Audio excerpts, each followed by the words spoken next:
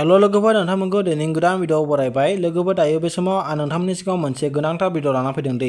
बेनो जाहैबाय DME बा डायरेक्टरेट अफ मेडिकेल एजुकेशननिफ्राय जे सार्कुलार ओंखारना फैदों दायो जेरावनाखि पस्टआ 3000 दङ नोंथांमोना खोनाखाबाय बा नुखाबाय नायखाबायानो जानो हागौ आरो जायफ्रानाखि नायाखै नुवाखै नोंथांमोना बे भिडिअनि डिस्क्रिप्शनावहाय जे सार्कुलारनि जे एडभार्टाइजनि लिंकखौ नोंथांमोना मोननो हागोन नोंथांमोना थांना नायबानो जाबाय आरो चेक खालामदो नोंथांमोना बबे पस्टआव एलिजिबल जायो नोंथांमोना बेयावनो एप्लाइ खालामनो हागोन लोगोफोर दायो DME निफ्राय मोजां पस्ट दङ नोंथांमोना एप्लाइ खालामनानै लाबानो जाबाय आंथ' खोनानो मोनदों लोगोफोर दायो बेबायदि मोजां पस्ट गोनां बा DME निफ्राय बेबायदि एडभार्टाइज बा सार्कुलारा बा एप्लाइ खालामनाय पस्टआ बेबायदिनो एसे लेट जासिगोन बा फैथ'नाय नंला होननाय बायदि आं खोनानो मोनदों बेनिखायनो नोंथांमोना दानो मोजां सम नोंथांमोना एप्लाइ खालामनानै लाबानो जाबाय आरो लोगोफोर नोंथांमोना बेखौ एप्लाइ खालामनो थाखाय गुबुनाव थांनानै फैसा गारनांगौनि गोनांथि गैया दै जास्ट नोंथांमोना बेखौ न'आव थानानै नोंथांनि मबाइलावनो एप्लाइ खालामनानै लानो हागोन दायो लोगोफोर बे समाव आङो माबोरै एप्लाइ खालामो गावनि मबाइलाव बेखौ आं A to Z खोन्थालांगोन बेनिखायनो नोंथांमोना भिडिअखौ जाजानायनिफ्राय जोबनायसिम नायलांबानो जाबाय आरो लाइक खालामना होदो आरो जायफ्रानाखि चेनेलाव गोदानै फैदों नोंथांमोना बे बड' मिक्सार इउट्युब चेनेलखौ साबस्क्राइब खालामनानै लाबानो जाबाय जेराव बेबायदिनो आं बर' रावजों लेटेस्ट भिडिअ लाना फैबा जेराव नोंथांमोना मोननो हायो लोगोफोर दायो बे समावहाय नोंथांमोना बेखौ एप्लाइ खालामनो थाखाय बे DME नि अफिशियेल वेबसाइटआव फैनांगोन दै आरो बे वेबसाइटनि लिंकखौबो आं भिडिअनि डिस्क्रिप्शनाव होना दोनगोन जास्ट नोंथांमोना बेयाव चेक खालामनानै क्लिक खालामबानो जाबाय बेयाव क्लिक खालामनाय लोगो नोंथांमोना बे वेबसाइटआव फैगोन बेयाव फैनाय लोगो बेयाव बेबायदि अपसन नुगोन नोंथांमोना नैबेवहाय link for apply online grade 3 non technical post आरो गाहायाव दङ नैबेवहाय click here to apply online just नोंथांमोना बे क्लिक हियार टु एप्लाइ अनलाइनाव क्लिक खालामदो बेयाव क्लिक खालामनाय लोगो बेयाव बेबायदि पेज खेवगोन बेनिफ्राय नोंथांमोना जास्ट बेखौ नैबे अकेआव क्लिक खालामदो बेयाव क्लिक खालामबाय आं बेयाव क्लिक खालामनाय लोगो बेबायदि पेज खेवगोन बेवहाय मोनथाम अपसन नोंथांमोना बेबायदि मोनगोन दे जेरावनाखि फार्स्टआवहाय दङ जाहैबाय new registration four grade 3 non technical बे जाहैबाय फ्रेश केन्डिडेट जायानाखि थांनाय इयाराव बा सिगांहाय जे DME आवहाय नोंथांमोना एप्लाइ खालामाखै नोंथांमोना बेयाव क्लिक खालामनानै एप्लाइ खालामनांगोन आरो नैबे लास्ट अपसनाव 3 नाम्बाराव दङ जाहैबाय login only for already registered candidate जायनाखि सिगांनि बोसोराव बा थांनाय इयाराव बा सिगांहाय DME आवहाय एप्लाइ खालामखांखाबाय नोंथांमोना बे लगिनावहाय क्लिक खालामनानै एप्लाइ खालामनांगोन दायो आं फ्रेश केन्डिडेट बा गोदान केन्डिडेट जायनाखि देग्लायसो एप्लाइ खालामनो सानदों बिसोरनि थाखाय आं खोन्थागोन नैबेवहाय new registration four grade 3 non technical बेवहाय क्लिक खालामनानै होनांगोन दायो आं बेयाव क्लिक खालामबाय बेयाव क्लिक खालामनाय लोगो बेयाव बेबायदि पेज खेवगोन दै आरो बेयाव नोंथांमोना नुनो हादों जे अनलाइन एप्लिकेशननि बा एप्लाइनि जे स्टार्ट जानाय बियो 5 तारिख जानुवारिनिफ्राय स्टार्ट जाबाय आरो बिनि लास्ट डेटआ जाहैबाय जे जानुवारि 16 तारिख बे 16 तारिखआवनो बे एप्लाइ खालामनाय डेट बा टाइमा जोबहैगोन बेनिखायनो नोंथांमोना बिनि सिगांनो दाबनो एप्लाइ खालामनानै लाबानो जाबाय आरो गाहायाव बेबायदिनो गोबांथार इन्सट्राक्शनफोर होनाय दं नोंथांमोना बेखौ जास्ट गाहायाव बोख्लायथारनानै बेयाव बेबायदि मोनसे अपसन नुगोन नोंथांमोना नेक्स्ट बे नेक्स्टआव क्लिक खालामना होनांगोन दायो आं बेयाव क्लिक खालामबाय बेयाव क्लिक खालामनाय लोगो बेयाव बेबायदि पेज खेवबाय दै दायो बेयाव नोंथांमोना मोजां नायबानो जाबाय बिनिफ्रायनो नोंथांनि जे एप्लाइ खालामनाय प्रसेस बेयो स्टार्ट जाबाय दै बेनिखायनो मोजां नायदो बेयाव फार्स्टआवनो दङ जाहैबाय full name of the candidate as per Aadhaar card PAN card passport बे जाहैबाय नोंथाङा नोंथांनि नेमखौबो टाइप खालामना होनांगोन आरो बियो नोंथांनि आधार कार्डजों बा पेन कार्डजों सेम जानांगोन आरो नोंथांनि फरायनायनि जे डकुमेन्ट्स बेजोंहाय सेम जानांगोन जुदि मिस्टेक जायोबा नोंथांमोना रिजेक्ट जानायनि चान्सआ दङ बिनिफ्राय नेक्स्टआव दङ जाहैबाय बेवहाय केन्डिडेट्स फादार नेम नोंथांनि जे बिफानि बा फादारनि नेमखौबो टाइप खालामना होदो बेनिफ्राय थार्डआव दङ केन्डिडेट्स मादार नेम नोंथांनि जे बिमानि बा मादारनि नेमखौबो टाइप खालामना होदो बेनिफ्राय नैबेवहाय दङ केन्डिडेट स्पाउस नेम नोंथाङा जुदि हाबा जानायबा नोंथांनि हिन्जावनि बा वाइफनि नेमखौ बाव टाइप खालामना होदो बेनिफ्राय नैबेवहाय दङ केन्डिडेट्स डेट अफ बार्थ नोंथांनि जे जोनोम दिन बा डेट अफ बार्थखौ बाव टाइप खालामना होदो बेनिफ्राय नैबेवहाय दङ जेन्डार नोंथांनि जेन्डारा मा मेल फिमेल बेखौ टाइप खालामनानै थिक खालामनानै बाव होबानो जाबाय बेनिफ्राय आं एसे बोखोनि बेखौहाय बेनिफ्राय बेवहाय दङ नैबेवहाय एड्रेस फर कारेसपन्डेन्स बेवहाय दङ जाहैबाय एड्रेस लाइन नाम्बार 1 बेवहाय नोंथांनि भिलेजखौ होबानो जाबाय टाइप खालामनानै बेनिफ्राय बाव दङ एड्रेस लाइन नाम्बार 2 बेवहाय नोंथांनि पस्ट अफिसखौ होबानो जाबाय PO होदो पस्ट अफिसआ मा बेखौ होदो बेनिफ्राय एड्रेस लाइन नाम्बार 3 आव दङ नोंथाङा नोंथांनि गामिया बबे पुलिस स्टेशननि सिङावहाय बा आन्डाराव गोग्लैयो बेखौ नोंथाङा PS होदो पुलिस स्टेशन नामखौ होदो बेनिफ्राय नैबेवहाय दङ सिटी नोंथांनि गामिया बा नोंथाङा बबे सिटीनि आन्डाराव गोग्लैयो बेखौ बाव टाइप खालामना होदो बेनिफ्राय नैबेवहाय डिस्ट्रिक्ट नोंथाङा बबे डिस्ट्रिक्टनि आन्डाराव गोग्लैयो बेखौ नैबे सेलेक्ट खालामना होबानो जाबाय दायो आं खोन्थानि बेयाव क्लिक खालामबाय सेलेक्टआव बेनिफ्राय नोंथांनि डिस्ट्रिक्टआ मा बेखौ सेलेक्ट खालामदो सार्च खालामदो क्लिक खालामना होबाय आं बेनिफ्राय बेनि गाहायाव दङ नैबेवहाय स्टेट बेखौबो नैबे सेलेक्टआव क्लिक खालामनानैहाय नागिरबानो जाबाय क्लिक खालामबाय आं बेनिफ्राय आसामखौ सेलेक्ट खालामदो बेनिफ्राय नैबेवहाय दङ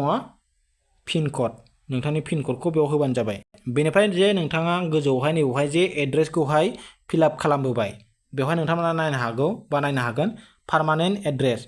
जुदि नोंथांनि बे फिलआप खालामबोनाय एड्रेसआनो पार्मानेन्टब्ला नोंथांमोना बेयाव नुदों सेम एज एबाब होनाय दं बे नैबे बक्सआव नोंथांमोना टिक मार्क होबानो नोंथांनि जे नैबेयाव फिलआप खालामबोनाय बेयो नैबेवहाय श' जाजोबगोन दै बा ओंखारफैगोन नोंथांमोना बेवहाय फिलआप खालामबावनांगौनि गोनांथि थानाय नङा बेनिफ्राय आं बोखोबाय एसे नैबे पिन क'डसिमा बाव फैखागोन नैबाव टिक मार्क खालामबानो बेनिफ्राय नैबेवहाय दङ जाहैबाय mobile number of the candidate नोंथांनि मबाइल नाम्बारखौ बेयाव होदो बेनिफ्राय नैबे सेन्ड OTP आव क्लिक खालामदो सेन्ड OTP आव क्लिक खालामनाय लोगो लोगो नोंथांनियाव मोनब्रै क'ड बा मोनसे OTP थांगोन मोनब्रै नाम्बारनि बेखौ बाव होदो बेनिफ्राय भेरिफाइ होदो क्लिक खालामदो भेरिफाइआव क्लिक खालामनाय लोगो लोगो नोंथांनि जे मबाइल नाम्बार बेयो DME आवहाय भेरिफाइ जाबाय बेनिफ्राय नैबेवहाय दङ गाहायाव अल्टारनेटिभ कन्टेक्ट नाम्बार बेयाव जाहैबाय नोंथांनि मबाइल नाम्बार गुबुन दंबावोबा बेखौ बाव होदो जुदि नोंथांना गैयाबा नोंथांनि न'खरनि बा गार्जेननि सोरनिखौबा होबानो जाबाय बेनिफ्राय दङ इमेल एड्रेस नोंथांनि इमेल आइडिखौ बाव टाइप खालामना होबानो जाबाय बेनिफ्राय नैबेवहाय नेशनेलिटि बे जोंना इण्डियाना सेलेक्ट जानानै थाखागोन बेनिफ्राय नैबेवहाय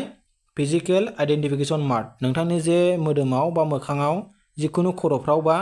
बिदिनो माबा मोनसे इन्जुरिस जानाय बा आघात जानाय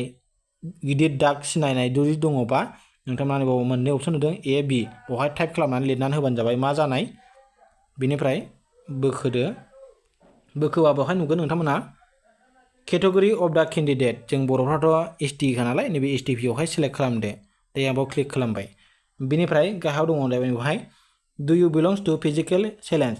थारमाने बेवहाय जायानाखि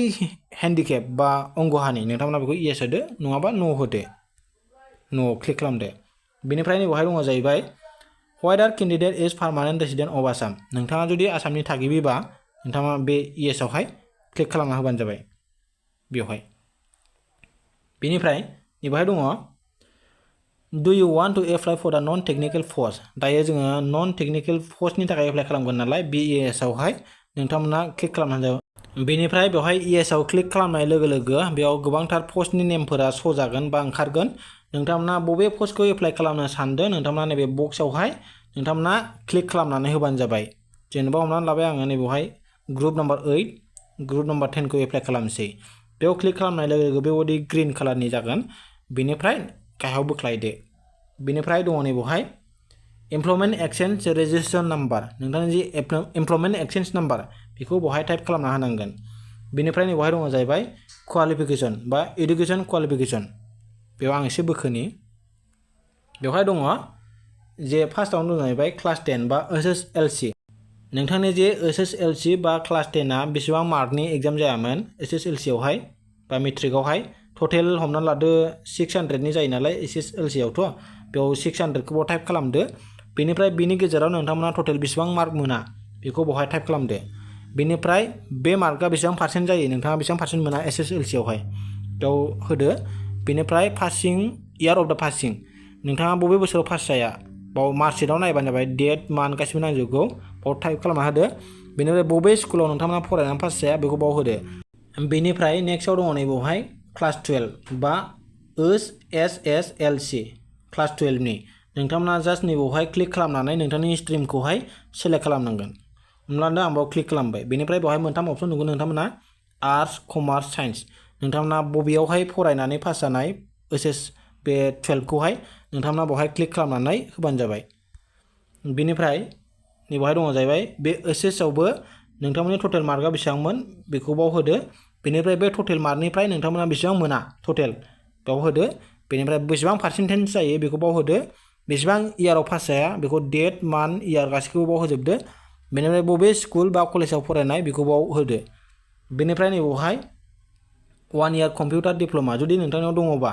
नोंथांमोना बावहाय टटेल मार्कआ मामोन बाव होदो बेनिफ्राय नोंथांनि मोननाय मार्कआ ए बि बो थायो खायसे बेखौ बाव होदो बेनिफ्राय बेसेबां पार्सेन्टेज जायो बाव होदो बेनिफ्राय बेसेबां दिन मान्थ इयाराव पास जाया नोंथांमोना बा कमप्लिट जाया बेखौ बाव होदो बेनिफ्राय बबे जायगायावहाय कर्स लानानै नोंथांमोना कमप्लिट खालामा बेखौ बाव होदो बेनिफ्राय नैबावहाय दङ जाहैबाय do you have appropriate computer certification as per advertisement जुदि नोंथाङा जे पस्टखौ सेलेक्ट खालामबाय जे पस्टआव एप्लाइ खालामनो सानबाय बेयावहाय कम्पिउटार सार्टिफिकेट बिनाय दङब्ला बा बिनाय बायदि नोंथांनियावहाय कम्पिउटार सार्टिफिकेट दङबा नोंथांमोना बेखौ येसआवहाय क्लिक खालामना होबानो जाबाय बेनिफ्राय गाहायाव बोख्लायदो दायो बेयाव मोजाङै नोंथांमोना नायनांगोन दै बेवहाय दं जाहैबाय आपल'ड फट'ग्राफ एन्ड सिगनेचार बेयाव जाहैबाय नोंथांमोना फट'नि आइकन नुदों जास्ट नोंथांमोना बे क्लिक हियारावहाय क्लिक खालामनानै नोंथांनि फट'खौ आपल'ड होनांगोन नाथाय नोंथांनि फट'नि साइजआ लेस देन 50 KB होनदों 50 KBनि गाहायाव जानांगोन बियो बेनिफ्राय नैबावहाय दङ जाहैबाय बिनि फट'नि हाइटआ 250निफ्राय पिक्सेलनिफ्राय लानानै 320नि गेजेराव जानांगोन बेनिफ्राय वाइडआ जाहैबाय 150 पिक्सेलनिफ्राय लानानै 220 पिक्सेलसिम जानांगोन नोंथांमोना बेखौ अलरेडि बानायनानै लाखाबानो जाबाय आरो सिगनेचाराबो बेवहाय नोंथांमोना नुनो हादों जे बियो साइजआ जाहैबाय लेस देन 30 KBनि गाहायाव जानांगोन बेनिफ्राय नैबावहाय दङ जाहैबाय हाइट बे हाइटआ जाहैबाय 100 पिक्सेलनिफ्राय लानानै 180 पिक्सेलनि गेजेराव जानांगोन बेनिफ्राय जे वाइडआ जाहैबाय 150 पिक्सेलनिफ्राय लानानै 220 पिक्सेलसिम बा पिक्सेलनि गेजेराव 220 पिक्सेलनि गेजेराव जानांगोन अब्लासो बियो आपल'ड जागोन नोंथांमोना बेखौ एप्लाइ खालामनायनि सिगां अलरेडि बानायनानै लाग्रोखाबानो जाबाय अब्ला नोंथांमोना गोरलै जायो बेनिफ्राय नोंथांमोना जास्ट जेब्लानाखि फट'खौ आपल'ड होनो